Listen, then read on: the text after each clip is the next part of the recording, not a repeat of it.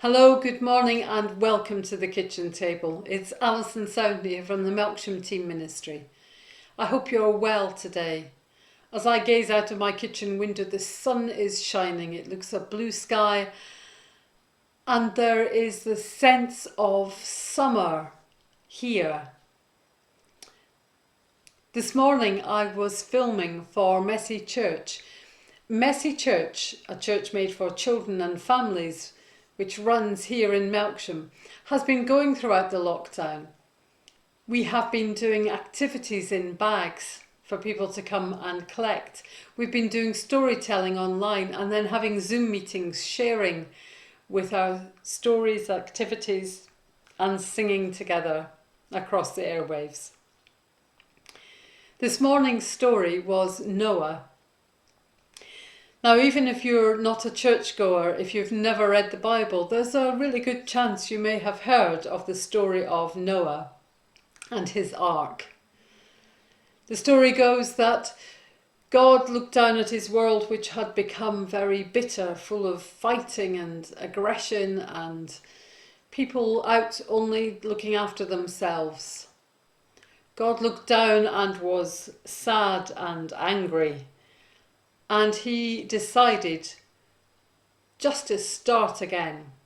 There was one man that he knew was a good man, a righteous man, somebody who always heard the voice of God and listened, did his best to live life for the good of all. So God asked Noah to build an ark and fill it with animals.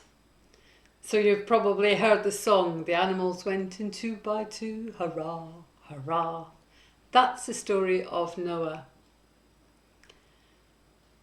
As I was telling that story for the children this morning, I was thinking about how it actually feels to me, almost as though we have been through that flood, that storm, that difficult time where everything changed.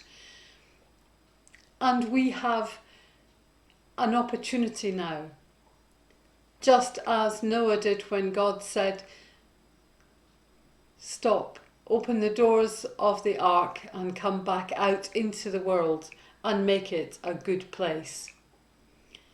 Just as the animals when they were in the ark had to care for each other, the lions didn't eat the monkeys, everyone gave each other the space to be, to care and to wait.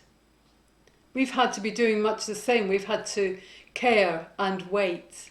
And here in Melksham, and I know across the country and across the world, communities have come together to support each other during this dreadful time.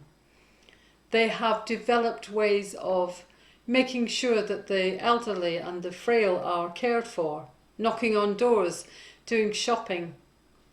Over the past few months, we have started to unfurl and we are almost at that point where restrictions will be lifted, taking us back to a world which is more normal, if not normal.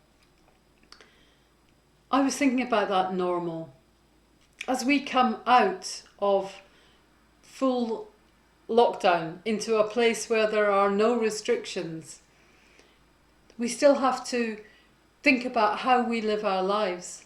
We have to come out determined to keep everything that has been good that we have learned through this testing and troubling time. We need to think about what it is to care as communities, not just for those who we know and live close by, but beyond that, into our world.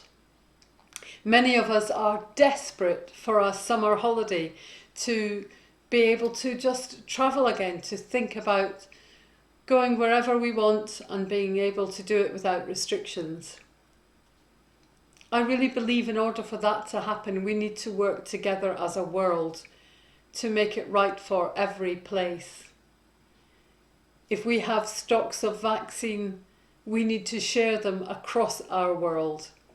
Because when everyone is vaccinated and safe, then travel will be possible.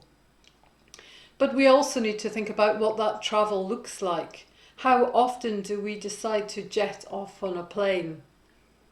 I know we're desperate for sunshine We're desperate for economy to grow and flourish again.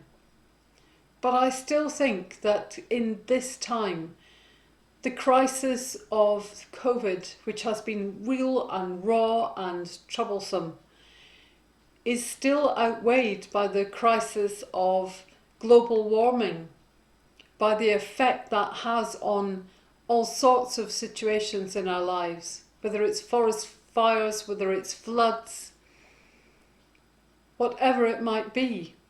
So as we unfurl, don't let us get trapped into just being as we were before, but think of the hope that we can bring to each other across this whole world.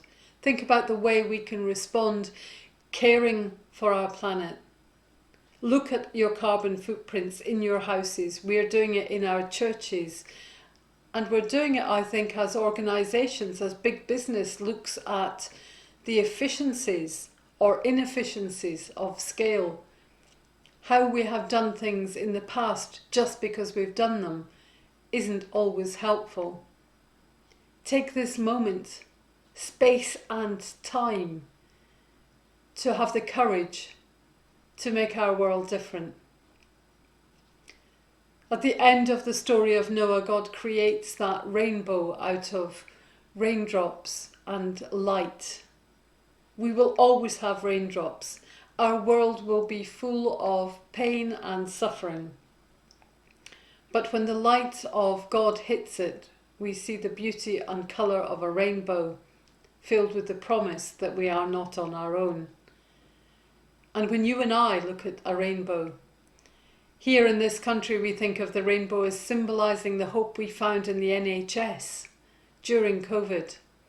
But it's so much more than that. It's the hope we find in each other, in you and in me, so that we are able to give freely of ourselves in whatever way we can, so that our brothers and sisters flourish, just like the animals on the ark allowing themselves time and space and safety for each other, so that they could inhabit the lands again. That's just what you and I need to do. I hope as the summer moves towards us, that the days are sunny and that the freedoms that we are all hoping for are able to come into our lives. But it will be a steady walk, not a gallop out.